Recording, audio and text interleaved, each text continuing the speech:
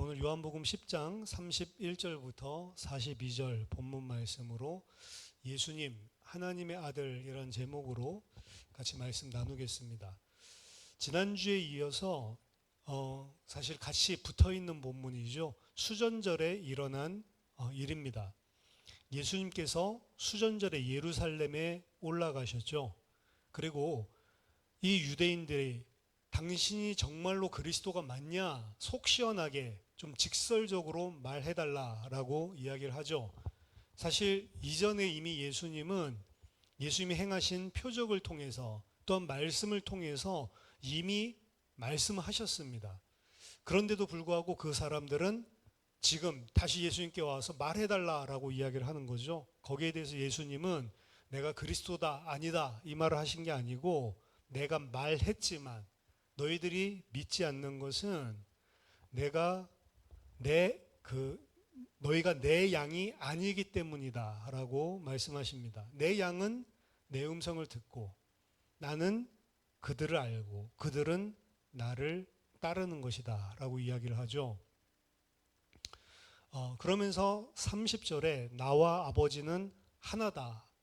내가 행하는 그 일이 아버지께서 행하시는 그 일이고 아버지께서 행하시는 그 일을 나는 행한다. 아버지께서 행하시는 그 일을 그대로 나도 행하고 아버지께서 아들의 죽음을 통해서 사실은 영원한 생명을 택한 자들에게 자기의 아들들에게 주려고 하시는 것이고 그래서 내가 그 아버지의 뜻을 따라서 나도 내 목숨을 내놓는다라고 이야기를 하시죠. 그래서 내가 목숨을 내놓는 것은 뺏기는 것이 아니고 내가 자발적으로 내려놓는 것이다. 나는 내 생명을 원수들에게 뺏기는 것이 아니고 내가 스스로 내 목숨을 내놓는 거다. 그건 아버지께 순종하기 위한 아들의 행위였죠. 그리고 그 아버지께서 택하신 자들은 내 손에서 빼앗을 자가 단 한 명도 없다. 아버지는 만유보다 크시기 때문에 아버지 손에서 그들을 빼앗을 자가 없는 것처럼 내 손에서 빼앗을 자가 없다 라고 말하시면서 30절에 오늘 본문전이죠. 나와 아버지는 하나다 라고 이야기하십니다. 그 나와 아버지는 하나다 라고 하는 것은 존재론적으로 하나다 이야기하는 게 아니죠. 아버지와 그리고 아들이 하나다 라고 하는 것은 둘이 똑같다 라고 하는 이야기를 하는 게 아닙니다. 삼신론 이야기하는 것도 아니고 유일신론을 부정하는 것도 아니죠. 여기서 이야기하는 건 존재론적인 것이 아니고 아버지가 행하시는 그 일을 나도 똑같이 행하는 거다. 아버지가 하시는 그 일과 내가 하는 그 일, 아버지께서 원하시는 것과 내가 원하는 것, 아버지께서 원하시는 것을 내가 이 땅에서 똑같이 행하고 그리고 그 행하는 행위에 있어서 아버지와 나는 완전히 하나다라고 이야기하는 거라고 했죠. 물론 예수님은 아버지와 삼위일체의 하나님으로서의 하나이기도 합니다. 본체는 같으시지만 위격이 다를 뿐이죠. 유대인들이 나와 아버지는 하나이다 라고 하신 이 말씀에 오늘 본문에 다시 돌을 들어 치려 했다라고 이야기를 합니다. 다시 돌을 들어 치려 했다. 그럼 이전에도 예수님을 돌로 쳐서 죽이려고 한 적이 있냐? 이미 있었습니다. 오늘 본문이 사실은 세 번째입니다. 요한복음 5장 17절 18절에서도 안식일 날 예수님께서 38년 된 병자를 고친 것 때문에 이들이 예수님을 힐난하죠. 그때 예수님께서 내 아버지께서 이제까지 일하시니 나도 일한다 라고 선언하셨습니다. 그 말을 듣고 유대인들이 이로 말미암아 예수를 더욱 죽이고자 했다. 왜냐? 이는 안식일을 범하는 정도가 아니고 범할 뿐만이 아니고 하나님을 자기의 친아버지라 하여 자기를 하나님과 동등으로 삼으심이로라. 이때도 이미 예수를 죽이고자 하는 생각을 품었습니다. 왜? 이 사람 지가 하나님과 동등하다라는 것처럼 이야기를 하는구나 라고 깨달았다는 거죠. 주후 1세기에 당시 유대인들을 둘러싸고 있었던 이교도들은요, 신과 사람 사이의 구별들을 기꺼이 없애고자 했습니다. 그래서 그들이 묘사하는 신은 사람처럼 결점도 많고 마치 사람과 같아요. 욕심도 있고. 하지만 유대인들은 달랐습니다. 유대인들은 바벨론 포로기를 거치면서 하나님이 확실히 그들에게 배우게 하신 것이 있는데, 그것은 우상 숭배는 무조건 안 되는 거다. 잘못된 것이다. 항상 잘못된 것이다. 요거 한 가지랑, 두 번째, 하나님은 인간과는 전적으로 다른 타자이다 라고 하는 사실입니다. 사실 그것 때문에 우상 숭배도 절대로 하면 안 된다라고 하는 것을 배운 거죠. 이사야서 40장 18절 뭐 이런 데를 보고 15절 이런 데를 보면, 너희가 하나님을 누구와 같다 하겠느냐 라고 반문을 하는 장면이 나오고, 거룩하신 이가 이르시되 너희가 나를 누구와 비교하여 나를 그와 동등하게 하겠느냐라고 하시는 이런 장면들이 등장합니다. 하나님과 동등하다라고 할 자가 이 세상에 아무도 없다라고 하는 것을 분명히 하는 거죠. 너희가 감히 하나님 같다고 할 수가 있냐? 누구길래 너희들이 감히 나와 동등하다고 할 자가 있겠냐? 반문을 하는 거죠. 그래서 이러한 말씀들을 토대로 유대인들은 하나님은 우리와 다른, 완전히 다른 타자이시고 하나님과 우리는 동등할 수가 없다라는 것을 철저히 배웠습니다. 그래서 필로와 같은, 필로는 유대인이면서도 완전히 헬레니즘화 된 사람이거든요. 완전히 헬레나이즈 된 이 유대인조차도 자기가 하나님과 동등되다라고 여기는 심령이 있다면 그것은 자기중심적이고 그 사람 속에는 하나님이 없는 것이다 라고 역설을 하기도 했습니다. 구약 성경 안에서는요, 자신이 하나님과 동등된 자로 자처한 사람들이 총 4명 등장합니다. 애굽왕 바로, 에스겔서 29장 3절에 보면 등장하고요. 역대하 24장 24절에 요아스, 에스겔서 28장 2절에 히란, 그리고 이사야서 14장 14절, 다니엘 4장에 나오는 느부갓네살, 요 4명이 자신이 마치 하나님과 동등한 것처럼 자처하는 인물들이 나옵니다. 그리고 이 4명은 전부 다 무시무시하게 처참하게 하나님의 심판을 받고, 그들이 절대로 하나님이 아님을, 하나님과 동등할 수 없음을 하나님이 밝히 드러내시죠. 그러니까 예수님께서 안식일에 일을 하시고, 그들의 입장에서는 안식일에 해서는 안 될 일을 하시고, 그리고 거기에 대해서 질문할 때 내 아버지도 지금 일하시니 나도 일하는 거다라고 이야기를 했을 때, 이 유대인들은 이 사람이 도대체 하나님이랑 동등을 삼아 이거는 죽여야 되겠구나라는 생각을 유대인들이 한 것은 어찌 보면 당연한 것이었습니다. 왜? 그들은 지금 예수님이 누군지를 모르고 있기 때문에. 요한복음 8장에서도 예수님을 죽이려고 그랬죠. 요한복음 8장 58절 59절 보면 예수께서 이르시되 진실로 진실로 너에게 이르노니 아브라함이 나기 전부터 내가 있느니라. 예수님 아브라함 이야기하니까 아브라함이 나이 때 볼 것을 바라보고 즐거워했다라고 이야기를 하니까, 아니 네가 지금 50도 안 됐는데 무슨 아브라함이 너를 보고 즐거워하냐라고 했더니 예수님이 아브라함이 나기 전부터 내가 있느니라 요 말을 하거든요. 그 말을 들으니까 이게 무슨 말인지 유대인들 알아채는 거죠. 돌을 들어 예수를 치려 하거늘 예수께서 숨어 성전에서 나가시니라. 오직 하나님만이 할 수 있는 그 일을 예수님이 자기인 것처럼 지금 이야기를 하니까 이때도 신성모독이다라고 느껴서 돌을 들어 쳐 죽이려고 한 것이죠. 돌을 들어 죽이려고 하는 것은 신성모독에 대한 처형으로 흔히 알려져 있습니다. 유대교는 사실은 로마의 지금 속국 상태였기 때문에 본인들이 돌로 쳐 죽이고 싶다고 해서 죽일 수는 없어요. 사실은 모든 사형 집행은 로마의 법적인 처분을 받아야만, 그리고 로마는 보통 돌로 쳐 죽이는 것이 아니고 로마에 대적을 하거나 반항을 한다라고 느껴질 때에는 십자가 처형을 했었죠. 그래서 로마 사법 체계의 정상적인 절차, 판결에 의해서 사실은 사형은 집행되어야 되는 게 그때 당시에는 마땅한 것이었고, 유대인들은 사실은 돌로 누군가를 그냥 자신들이 쳐서 죽일 수는 없었습니다. 그럼에도 불구하고 유대인들은 이 종교심이 강하죠. 군중 심리가 한번 작동하면 사실은 로마 황제도 통제하기 어려운 일들이 종종 일어났었습니다. 판결 없이 유대인들의 방식으로, 그래서 신성 모독이라고 느껴질 때 돌로 쳐서 죽이는 일은 사실은 쉽게 일어날 수 있었습니다. 그 예가 사도행전 7장의 스데반의 예죠.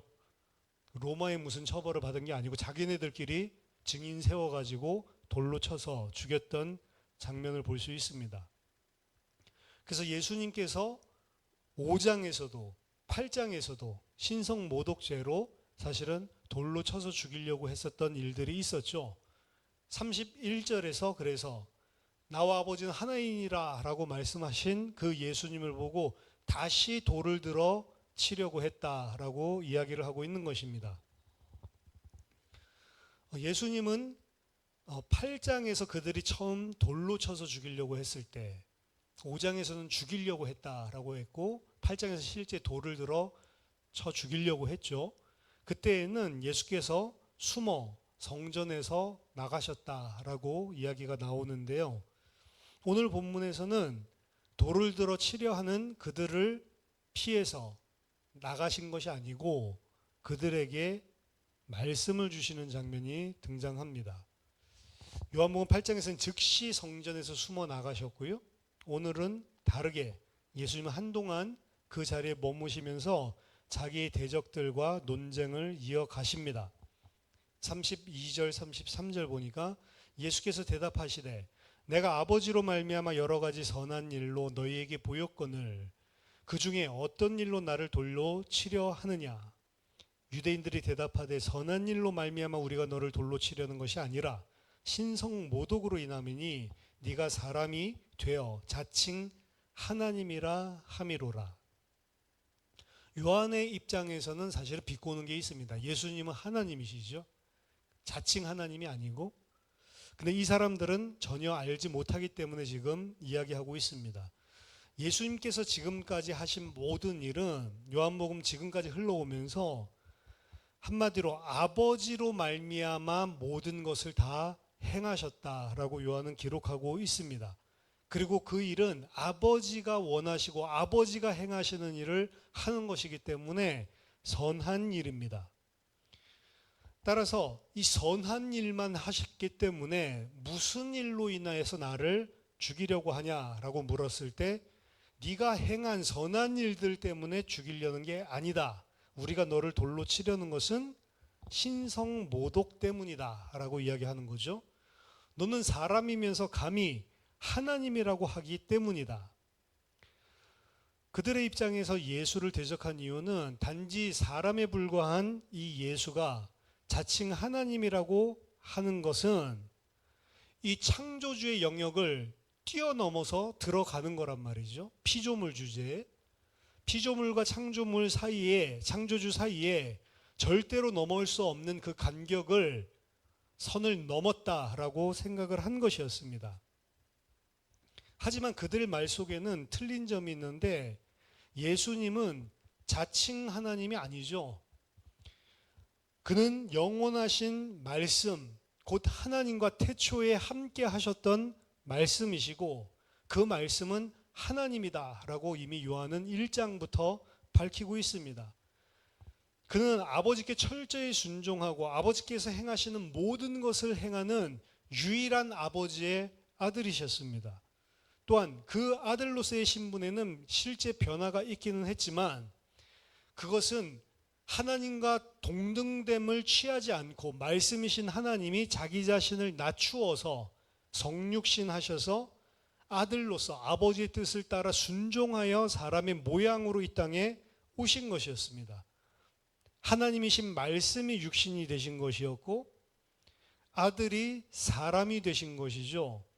따라서 자칭 하나님이다가 아니고 예수님의 본질은 태초에 하나님과 함께 계셨던 그 말씀이시고 하나님이시다라고 이야기를 하고 있는데, 유대인들은 이 사실을 모르니까, 사실 자신들이 하는 말 전체가 예수님이 누군지를 모르니까 예수님에 대해서 하는 말 자체가 지금 다 잘못된 것임을 보여주죠.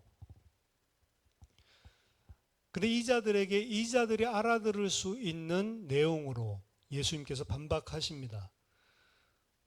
내가 태초에 말씀이었다, 이렇게 하면 이야기하면 못 알아들으니까 예수께서 이르시되 너희 율법에 기록된 바 내가 너희를 신이라 하였노라 하지 아니하였느냐. 성경은 패하지 못하나니 하나님의 말씀을 받은 사람들을 신이라 하셨거든. 하물며 아버지께서 거룩하게 하사 세상에 보내신 자가 나는 하나님의 아들이라 하는 것으로 너희가 어찌 신성모독이라 하느냐. 예수님께서는 유대인들이 가지고 있었던 성경, 구약 성경이죠. 성경을 통해서 그들의 고발을 반박하십니다. 너희 율법을 가지고 이야기하죠. 너희 율법에 기록된 바, 율법은 토라, 흔히 오경을 가리키는데 때로는 문맥에 따라서 구약 성경 전체를 가리키기도 합니다.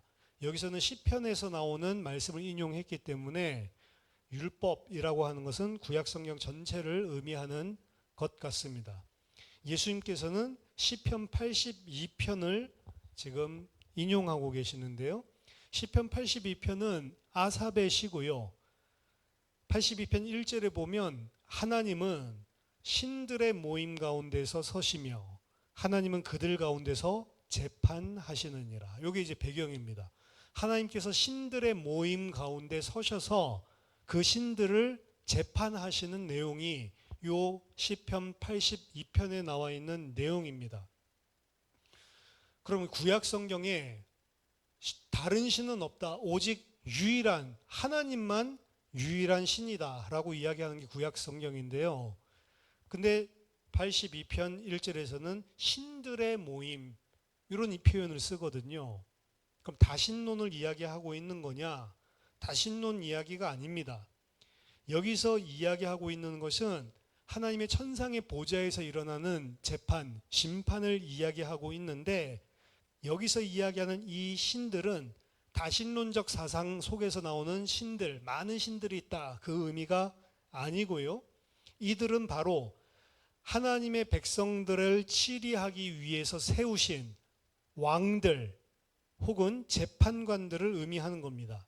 하나님이 그의 백성들 위에 왕으로 세우신 것은, 혹은 재판관으로 세우신 것은 그들을 위해 공정하고 공의로운 치리를 하고 재판을 하기를 원하셔서 세워놓으신 건데, 그 시편 82편을 쭉 읽어보면 그들은 불공평한 판단을 했기 때문에 지금 하나님께서 고발하고 재판관장에서 심판하고 있는 장면인 것입니다. 그들은 부자의 뒤를 봐주고 고아와 과부, 빈궁한 자들을 힘들게 만드는 불의한 재판을 하고 불의한 치리를 했던 왕들 혹은 재판관들이었습니다. 그래서 6절에 내가 말하기를 너희는 신들이며 다 지존자의 아들들이라 하였으나 그러나 너희는 사람처럼 죽으며 고관에 하나같이 넘어지리로다. 6절에 의하면 하나님께서는 그렇게 세우신 왕 혹은 재판관들을 너희들은 신들이며 지존자의 아들들이다 라고 이야기를 하시는 장면입니다. 이걸 이제 예수님이 인용을 하는 거죠. 하지만 그들은 불의로 인해서 다 사람처럼 죽게 될 것이고 고관의 하나처럼 넘어지게 될 것이다 라고 선언하는 거에서 이 시편은 끝나거든요. 조금 원어를 다르게 해석한다면 너희는 다 사람처럼 죽을 것이며, 이 사람이 아담이거든요. 너희는 다 아담처럼 죽게 될 것이며, 왜죠? 죄 때문에.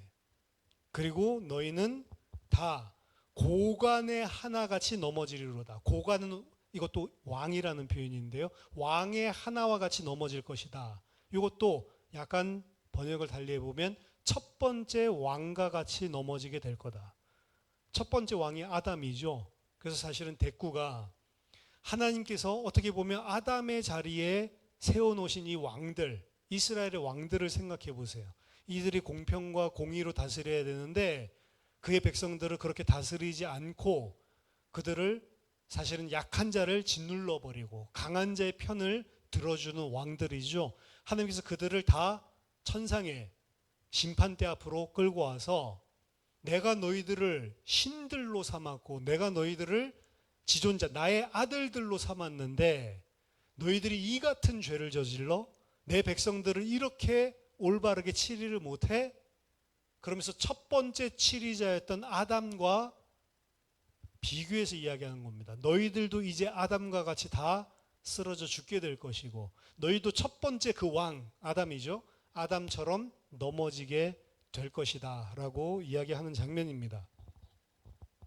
아담이 죄로 인하여 죽게 되었고 아담 첫 번째 왕이 죄로 인하여 넘어진 것처럼 너희도 나의 아들들이고 내가 신들로 삼은 내 아들들이지만 너희도 다 죽게 될 거다. 사실 이 아담이 어떻게 창조됐는지도 보여주고요. 이스라엘에 세운 왕들을 하나님께서 어떻게 대우했는지를 보여주고 있는 것입니다. 이 아사베시는 원래 그래서 이스라엘의 왕들을 지금 이 땅의 왕들을 불러다가 하나님께서 꾸중하시는 그런 장면인데 이 본문을 이스라엘 사람들, 유대인들, 랍비들은 지금 여기에서 이 지존자의 아들들, 신들이라고 불리는 사람을 그냥 왕들로 보지 않았고요. 누구라고 봤냐면 하나님으로부터 말씀을 받은 이스라엘이라고 봤습니다. 그러니까 하나님으로부터 말씀을 받은 이스라엘을 하나님께서 신들, 지존자의 아들들이라고 지금 표현한 거다라고 유대에서 전통에서 이해한 증거는 수없이 많습니다. 랍비들도 그렇게 가르쳤고요. 그래서 예수님이 하나님의 말씀을 받은 자들을 신들이라고 너희가 가지고 있는 성경에도 이야기하지 않았냐라고 이야기를 하는 거예요. 그러니까 이들이 이해했었던 거죠. 아, 지금 이스라엘에게 이야기하고 있는 거구나. 하나님의 말씀을 받은 자들은 신들이고 그리고 하나님의 지존자의 아들들이라고 이야기를 하는 거구나. 이게 시편 82편을 이스라엘 유대인들 입장에서 이해한 이해였던 거죠. 너희들 하나님의 말씀을 받은 이스라엘을 하나님의 말씀에서 뭐라고 이야기하냐? 신들이라고 이야기를 하지 않냐? 지존자의 아들들이라고 이야기하지 않냐? 이런 말씀을 하신 것을 봤을 때 예수님은 유대 전통적인 이해를 공유를 하고 그들의 입장에서 그들이 이해하고 있는 수준으로 지금 이야기를 하고 있는 거죠. 성경에서도 하나님 말씀 받은 자들을 신들이라고 하고 지존자의 아들들이라고 하는데 하물며 아버지께서 거룩하게 하시고 세상에 보내신 자가 나는 하나님의 아들이다 라고 말하는 게 신성모독이냐? 유대인들의 입장에서 반박할 수 없는 것들 가지고 말씀을 가지고 지금 반박을 하고 계시는 거죠.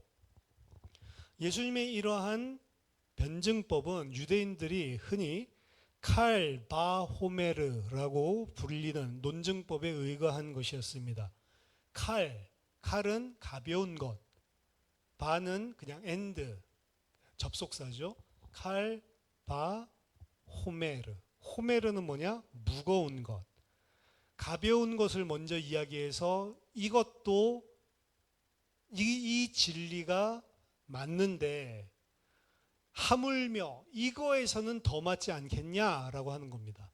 하나님의 말씀을 받은 자도 신들이라고 이야기를 하고 있고 하나님의 아들들이라고 이야기하고 있는데 하나님이 거룩하게 해가지고 이 세상에 보내신 그 자는 당연히 하물며 그냥 말씀만 받은 자들도 하나님의 아들이라고 이야기하는데 하나님이 거룩하게 하셔서 이 세상에 보내신 자가 하나님의 아들이고 신이라고 하면 뭐가 문제가 되겠냐라고 가벼운 것에서 무거운 걸로 나가는 거죠.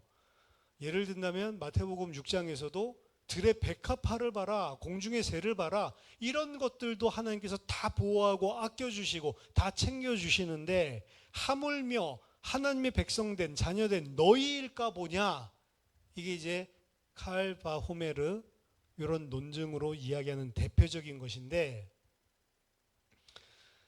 하나님의 말씀 받은 이스라엘도 신이라고 이야기를 하고 있다. 성경은 하나님께서 아버지께서 거룩하게 하셔서 구별하셔서 세상에 보낸 자는 말해 뭐 하겠냐라고 이야기하는 겁니다. 그가 하나님의 아들이다라고 이야기하는 것은 그 아무런 문제가 될 수 없다라고 하는 것입니다. 지난주에 우리가 살펴봤듯이 이 예수님께서 지금 유대인과 논쟁하시는 이 시기는 수전절, 하누카 절기에 일어난 일입니다. 하누카는 어떤 절기라고 말씀드렸죠? 주다스 마카비가 그 시리아로부터 이스라엘을 독립하는 해방시킨 날이죠. 특히 예루살렘을 탈환하고 예루살렘 성전을 다시 거룩하고 깨끗하게 해서 하나님 앞에 구별해서 봉헌한 날을 기념해서 드리는 절기다라고 이야기했습니다. 이 지점에서 예수님은 진정한 수전절의 의미를 그들이 이해하고 있는 것을 뒤집어서 역설적으로 말씀하고 있는 겁니다. 그들은 지금 수전절을 지키고 하나님 앞에 잘했다라고 생각하고 있어요. 왜? 수전절날 우리가 전쟁을 통해서 시리아로부터 예루살렘을 탈환하고 성전을 다시 돼지피로 우상으로부터 거룩하게 깨끗하게 정화를 해서 하나님께 우리가 봉헌했다. 이렇게 생각하는 게 수전절이거든요. 근데 예수님께서는 이 지점에서 역설적으로 진짜 수전절의 의미가 무엇인지를 이야기하십니다. 너희는 수전절이 너희가 성전을 구별해서 하나님께 봉헌하는 줄로 아느냐? 너희가 진짜 너희 힘으로 그렇게 할 수 있다고 보느냐? 진짜 수전절에 깨달아야 할 것은 이거다. 너희가 하나님께 성전을 구별해서 바치는 게 아니고 하나님께서 그 아들 예수님, 참 성전이죠. 참 성전을 거룩하게 하셔서, 거룩하게 하다는 말은 다른 의미로 구별하셔서 너희에게 보내주시는 것이다. 유대인들은 수전절 어떻게 지키고 있죠? 우리가 성전을 정화해가지고 우리가 성전을 회복해가지고 구별해서 하나님께 봉헌하는 것, 이게 수전절이라고 생각하고 있는데, 아니, 아버지께서 아들을, 그 아들은 누구죠? 참 성전이란 말이에요. 그 성전을 거룩하게 하셔서 너희에게 보내주시는 거다라고 이야기를 하고 있는 거죠. 이게 사실은 종교와 복음의 본질을 이야기하고 있는 것입니다. 종교의 본질은 하나님을 향하여 열심히 하는 것이지만 사실은 하나님을 대적하고 있는 거예요. 수전절이라고 하는 절기에 그들은 열심히 그 절기를 지키면서 어떻게 보면 하나님께서 보내주시는 성전은 대적하고 있는 겁니다. 자기들이 하나님께 이 성전을 바치는 일에 열심히 하면서 진짜 하나님이 성전으로 보내준 그 아들은 대적하고 있는 거예요. 얼마나 이게 아이러니한 겁니까? 그게 종교의 본질이라는 거죠. 하나님을 대하여 열심히 신실하게 하고 있는 것 같은데 겉으로는 그 속을 보면 사실은 하나님을 대적하고, 왜 그게 대적하는 게 될 수 있냐? 자기 의를 쌓고 있는 거예요. 이 예수님은 유대인들에게 다시 한번 말씀에 비춰서 그들에게 다시 한번 생각해 볼 것을 강력하게 권고하십니다. 만일 내가 37절 내 아버지의 일을 행하지 아니하거든 나를 믿지 말려니와 내가 행하거든 나를 믿지 아니할지라도 그 일은 믿으라. 그러면 너희가 아버지께서 내 안에 계시고 내가 아버지 안에 있음을 깨달아 알리라 하시니, 너희가 내 말을 안 믿는 것은 그럴 수 있을지 모른다. 하지만 내가 행하는 일을 봐라 라고 하는 거죠. 나를 믿지 않더라도 나를 통해서 아버지가 하시는 일을 봐라. 그러면 너희들이 아버지가 내 안에, 내가 아버지 안에 있다라고 한 그 말을 왜 했는지 깨닫게, 그 말씀을 깨달아 알게 될 거다. 나를 안 믿더라도 내가 38년 된 병자를 말씀으로 치유한 거를 기억해봐라, 생각해봐라. 나면서부터 소경된 자를 눈을 뜨게 한다고 메시아 예언이 되어 있는데 그 일이 일어난 것을 조금만 생각을 해봐라. 내 말이 안 믿어지면 내가 아버지와 함께 있어서 한 그 일들을 생각해봐라. 아, 이거 뭔가 예언이 성취된 거네. 이 사람 죄인인 줄 알았는데 진짜 하나님 함께 하는 건가? 생각을 좀 해봐라. 내가 지금 뭔가 잘못 깨달은 게 아닌가? 생각을 해보라는 거죠. 다시 한번 말씀을 재고해 볼 가치가 있겠다라고 좀 돌아보라는 거죠. 하지만 그들에게는 예수님 말씀이 씨알도 안 먹힙니다. 39절에 그 말하는 예수님을 다시 잡고자 하나 그 손에서 벗어나 나가시니라.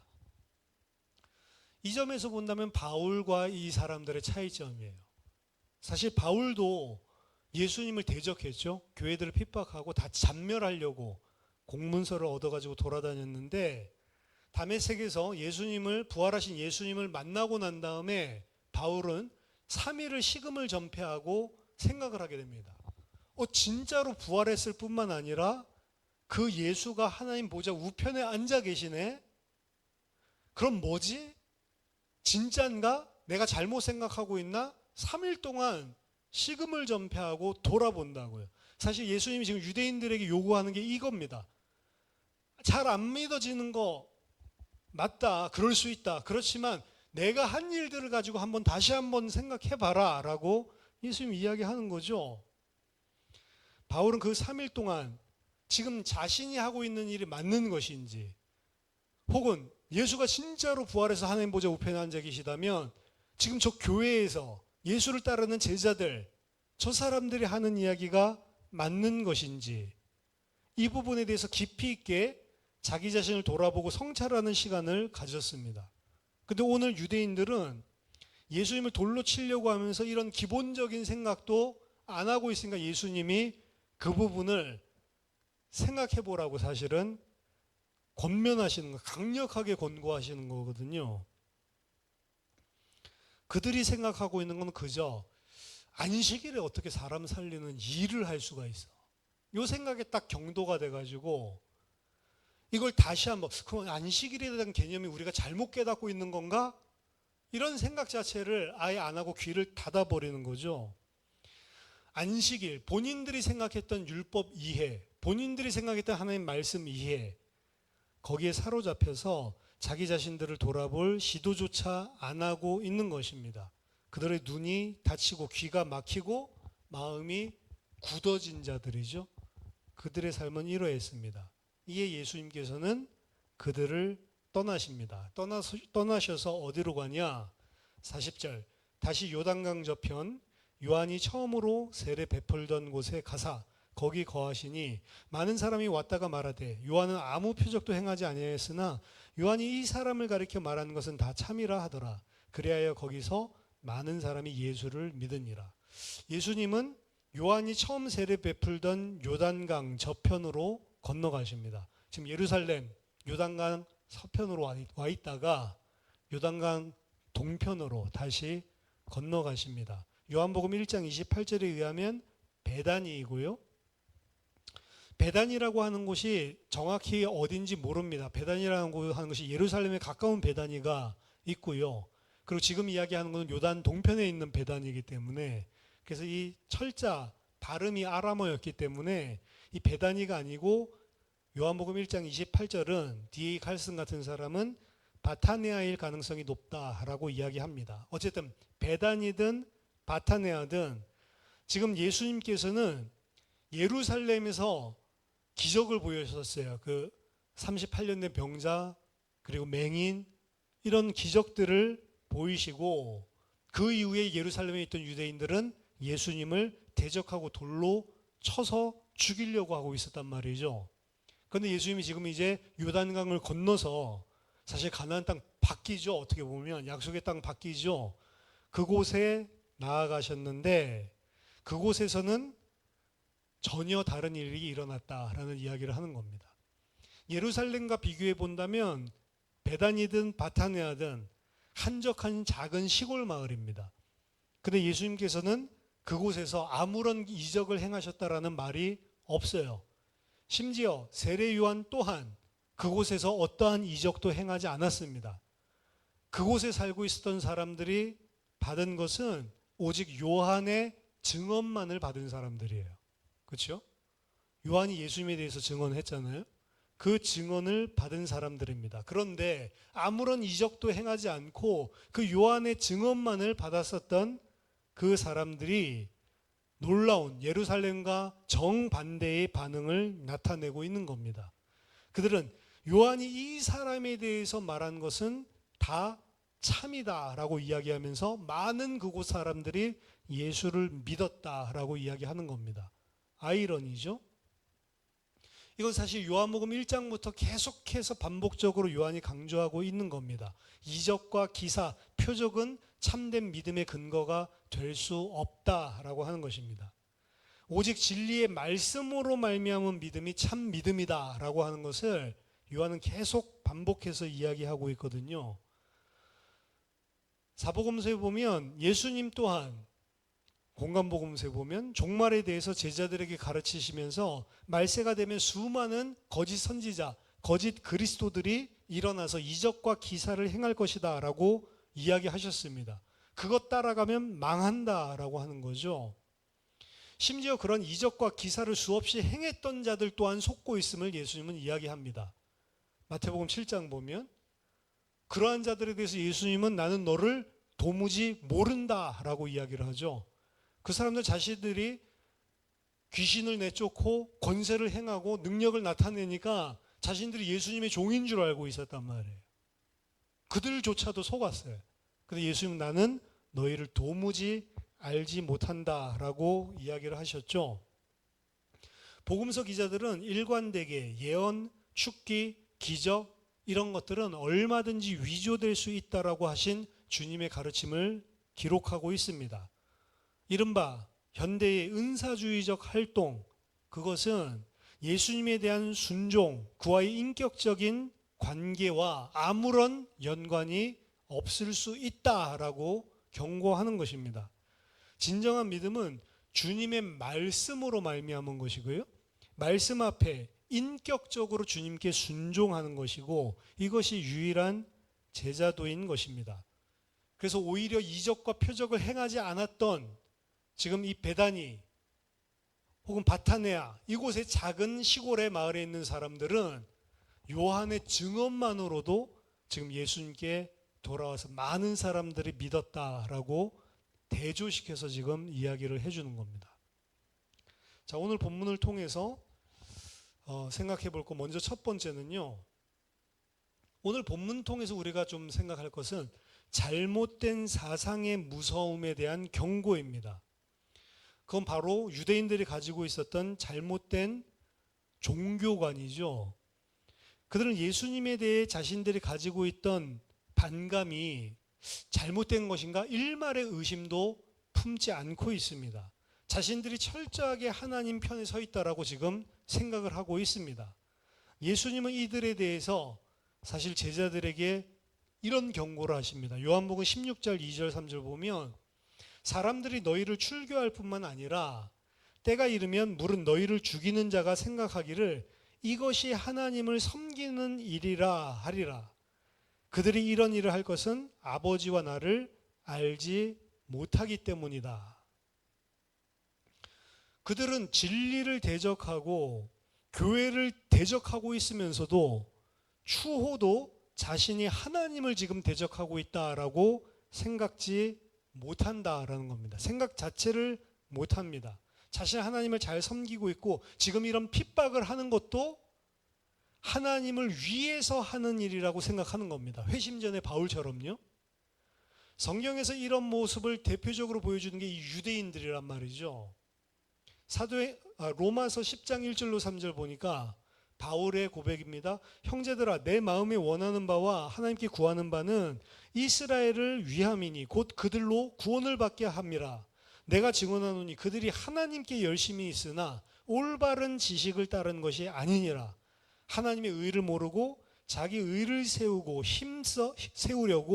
힘써 하나님의 의에 복종하지 아니하였느니라. 이 유대인들은 하나님을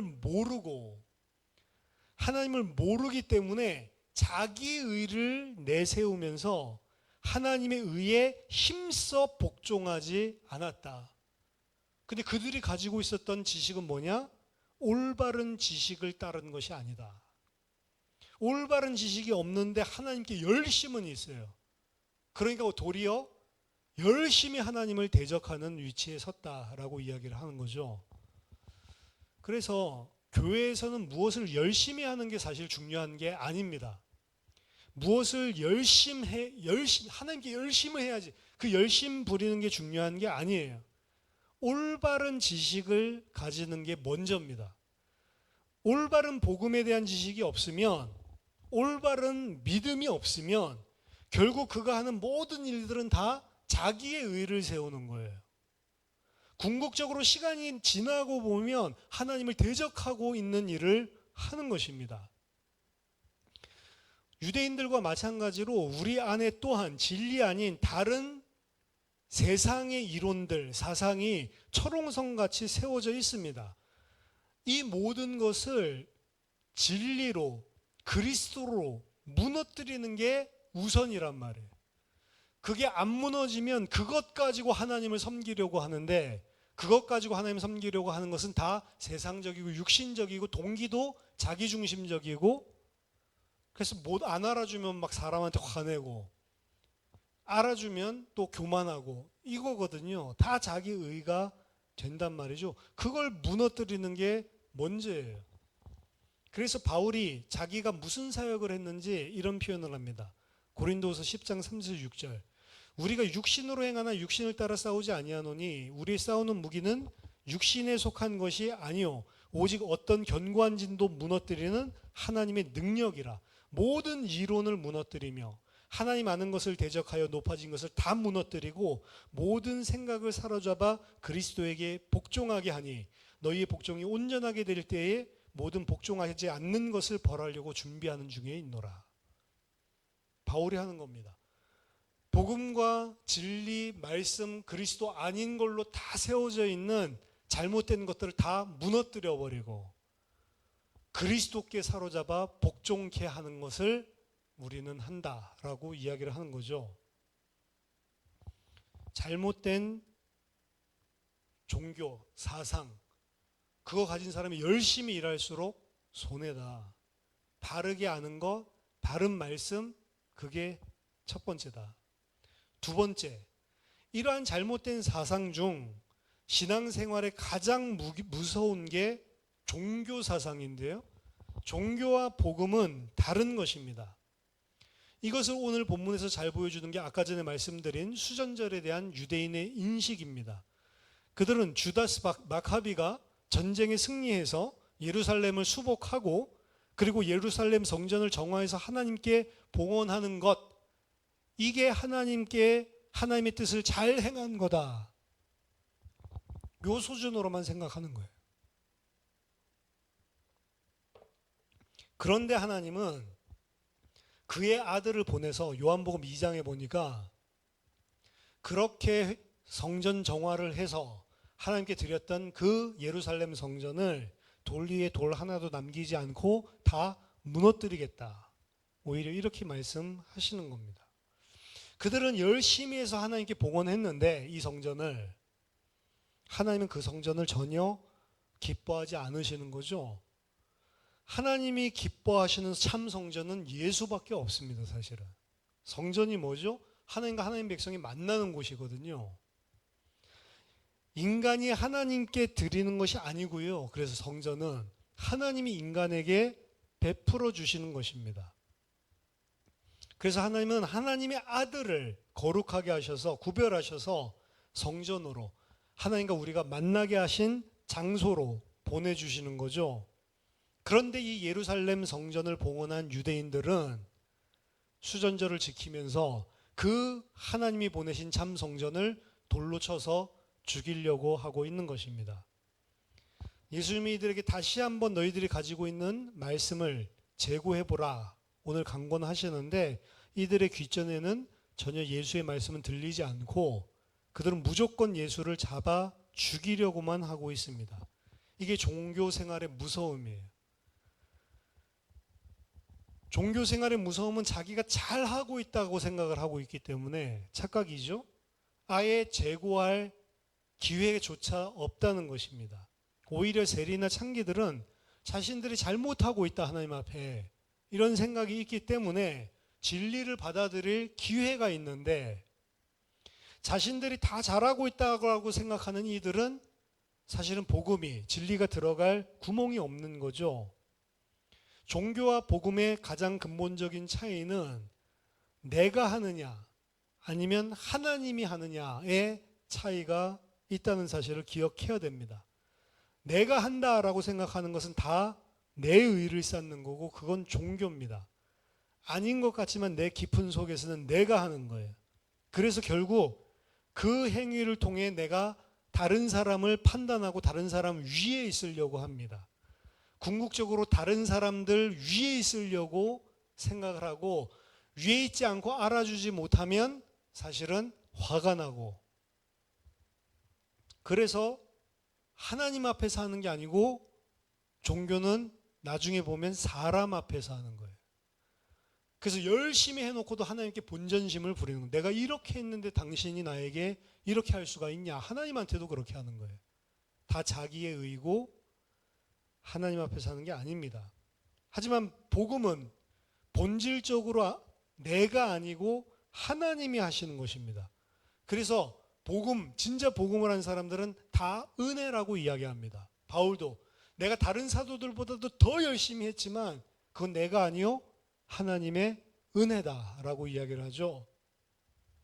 내가 한 것이 아니라고 진짜로 생각하기 때문에 내 의를 쌓거나 다른 사람과 비교 우위를 차지하려고 하는 생각 자체가 없습니다. 모든 일을 다 행한 후에도 이건 다 하나님의 은혜고 나는 그저 마땅히 해야 할 일을 한 것뿐입니다. 잘한 게 하나도 없다라고 생각하는 거예요. 무엇을 했다라고 하면은 자랑거리가 아니고 마땅히 해야 될 일을, 그 하나님의 은혜 받은 자로서 마땅히 해야 될 일을 한 것뿐이다. 그래서 자기가 한 게 하나도 없다라고 생각하는 겁니다. 그게 바로 궁극적으로 하나님 앞에서 하는 거예요. 자기의 의를 쌓지 않습니다. 이게 조금 종교와 복음의 차이거든요. 근데 이거 우리가 다 알아요. 다 아는데 이론으로는 내 속에 무엇이 작동하고 있는지를 살펴야 된단 말이에요. 우리는. 왜?